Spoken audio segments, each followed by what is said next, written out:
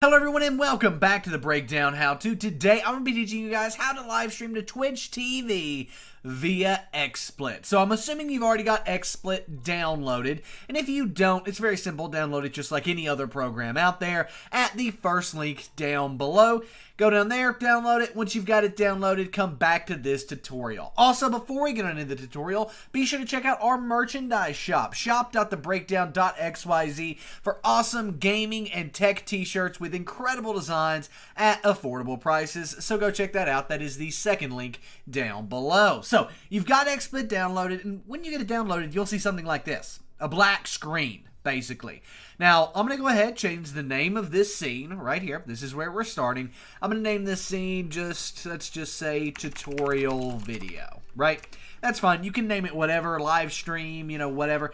There are more scenes down here. And as you can see, if we switch over to, tutorial over here, right? We can see this. This is just showing this whole entire background. That's normally what I use to record tutorials. However, we switch back over to our tutorial video one. It's black because we've not added anything to it. However, yours will be black and you won't have all these other scenes. However, you can create them if you want. Once you've got your scene named, though, how do we add sources? Well, it's pretty simple. Come down here and click Add Source, and this is where you're going to be able to add your game capture, your screen capture, your webcam capture cards, any overlays. We're going to start off by adding in a screen capture. So we click that. Now, there's a few ways to do this. Let's say we just wanted to capture like this little area over here. We can click and drag, and there you go. We've just got that little area. However, we can also do the entire screen, which is what I want to do. So how do we do that? Well, come back to Add Source, do Screen Capture again, except this time, instead of clicking and dragging, we're just going to click one time. There we go. It adds in our screen. Now, obviously, that doesn't take up the entire window, right? We want it to take up all of this. There shouldn't be any black space here. So fixing that's pretty easy, too. Just click on the video right here in the corner, and then you'll see the arrow right there, and then just drag it down right like that, and now it is full screen. Pretty simple stuff. You can also make it smaller again, clicking and dragging right like that. You can click this and move it around however you want. However, for me, I want it to be full screen, so put it right there and drag it out. Awesome.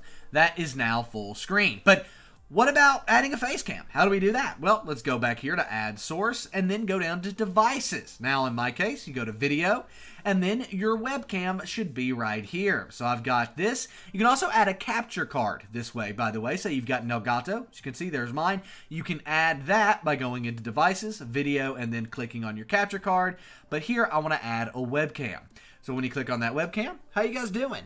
There's me, and now we can just go ahead and make me a bit smaller here, right like so, and then drag me down into the corner, right like that. Pretty awesome stuff. Now, we've got a webcam added, we've got our background added here, our actual video, but what if we wanted to add a video game instead of, say, your desktop? Because sometimes this will work. You can just capture your screen and it will show whatever game's on it. But sometimes it won't, and you'll need to add the game specifically. So to do that, go down here to Add Source.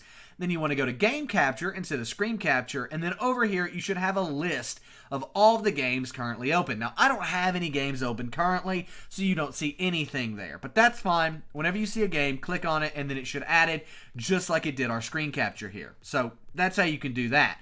Now, one last thing. What if we want to add like an overlay or a watermark to this? Well, it's pretty simple. Come back down here to Add Source. Scroll down to where it says Media File, Videos, Images, ... Click that. It opens up where you can go select the file. For this, I'm just going to add the Breakdown logo right down here in the left corner. So as you can see, pulls it up. We can put it anywhere on the screen, but I want to make it smaller first. So make it smaller right like that, and then drag and drop, and it goes perfectly down there in the bottom left-hand corner. Boom. Make it a little bit smaller, and there you go. You've added a watermark. You can do this for anything. You can do this, say you want to add in an overlay to where it has your name above your webcam and has like a border around your webcam. You can do that. It's easy. Just do it by adding in an image media file like that. Okay, so we've got that going. We've got our video set up, but what about our audio? It's very, very important. Well, setting up your audio is pretty easy. You see this cog wheel right over here? Click on that cog wheel, and then you're going to have all of your different audio options. Now, Audio preview means where you want your audio to play. If you want your audio to play back to you, where that's going to happen. Basically, if you go in here and select, let's say, my speakers, right? That means through my headphones, anything that XSplit hears, I'm going to hear. And it's very, very annoying to me, meaning you're going to hear your voice played back to you. Now, some people like that. I just personally don't. So, because of that, I leave that as none. But that's really your personal preference. Moving down to system sound, this is where XSplit's going to record game volume and things like that from. Most of the time, that's going to be your default speakers unless you have yours set up differently, right? Mine, it's my default speakers. Now, what about your microphone? Now, typically, I would be using my AT2020 microphone, but I'm actually using that right now in OBS to record this XSplit tutorial. I can't record while I'm doing the tutorial with XSplit. Does that make sense? So normally it would be the AT2020, but for this, I'm just going to use my webcam mic, but you want to select the microphone you want to use here. After you've done that, nothing else matters. You can do some mixing if you want to add in a delay. Say for whatever reason your webcam is a bit delayed from your microphone. You can go in here and work on that and add the delay in there. But just clicking that and then adding in however many milliseconds it is, but we don't have that issue.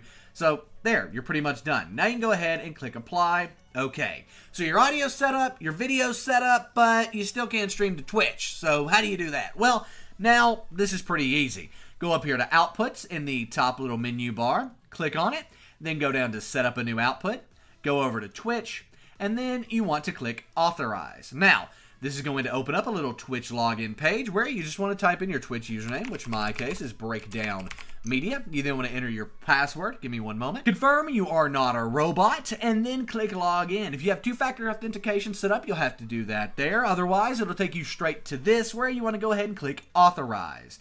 It will now set up your Twitch account. You're good to go there. Now, click Next in the bottom right, and it's going to close out XSplit in the background and run some tests on the Twitch ingest server to see which one of these is the best one for you, right? So, in my case, it's going to end up being Atlanta, Georgia, because that's the one I'm closest to, and it's going to run 30 tests on that. I'll see you guys once this is done. It does take a minute, because it is doing that test over and over and over and over again, just to make sure it's stable and good. There we go. Just like that, it closes out, and you can see XSplit opens back up in the background.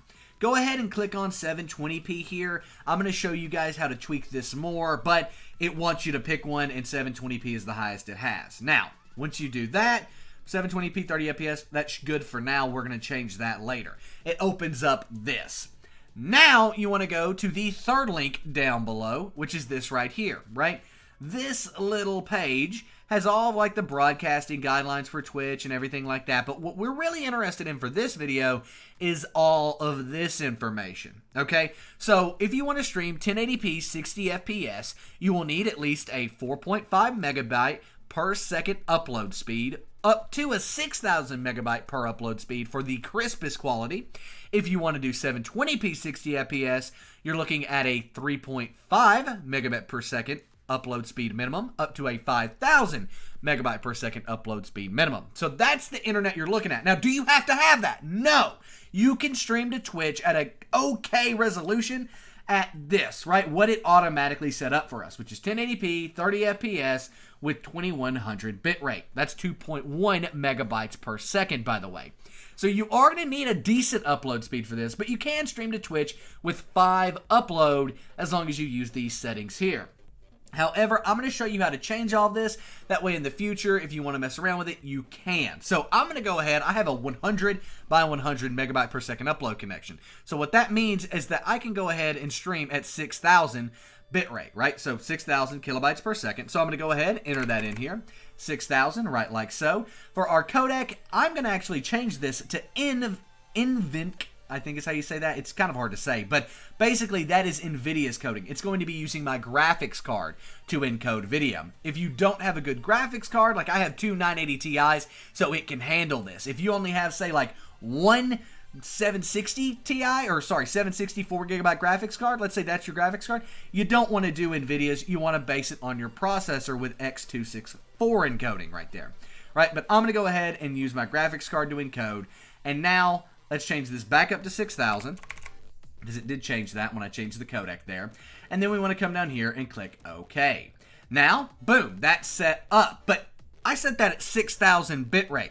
that means we need to stream at 1080p. How do you change your resolution? Well, it's actually really easy. Just come up here to the top right up here. You can see it says 1280 by 720 at 30 FPS, basically 720p at 30 FPS. Click on it. We want to change the resolution to 1080p right there. Boom. Changes the resolution. Then we want to change our frame rate. So click right there yet again, right on frame rate, come down to frame rate, and then change that to 60 FPS. Now it is going to be streaming at 1080p, 60 FPS at a 6000 bitrate to TwitchTV. If we come in here and hit the cogwheel, we can see that it is at a 6000 bitrate. There we go. Now, how do you stream to Twitch? It's set up, guys. All you've got to do, it's very, very easy. Click on Outputs, and then click on Twitch. And now it is going to start streaming. As you can see, it's going to go through, check the ingest server, make sure everything's good, make sure that one's the one you want to go with. It's going to say going live, and boom, you are now live streaming to Twitch. There's a few indications. It says it in the bottom right down here, as well as right here, right? It says up at the top that you are streaming to Twitch. You can see I have 0 viewers. I've dropped 0 frames. So if people are saying your stream is skipping or you're having lag issues, that's going to be dropped frames. And if you're having a lot of dropped frames, what you want to do is lower your bit rate. But as you can see, we have 0 dropped frames. We are good when it comes to that. But that is what you're looking at. We can also confirm that we're live by coming over here to Twitch and then refreshing our dashboard here. As you can see, this is the Breakdown Media account there. And as you can see, it is live and you can see me. Hello, everyone. And yeah, that's basically it. That's how you can live stream to Twitch TV. When you're ready to stop your stream with XSplit, it's pretty simple. Come up here to Outputs and click on Twitch again. That's going to stop the stream. It'll keep streaming over here for a second, right? Because it's kind of delayed a little bit. It does have to be uploaded to the internet. And there you go. It switched to offline. And just like that, it's done. It's over. Boom. You've streamed to Twitch TV. Nevertheless, guys, I hope you enjoyed this video. If you did, please give it a thumbs up and be sure to subscribe to the channel if you haven't already. It really does help us out and it means the world to me. So thank you very, very much in advance for doing that. My name is Nick. This has been The Breakdown How To, and I am out, guys. Peace.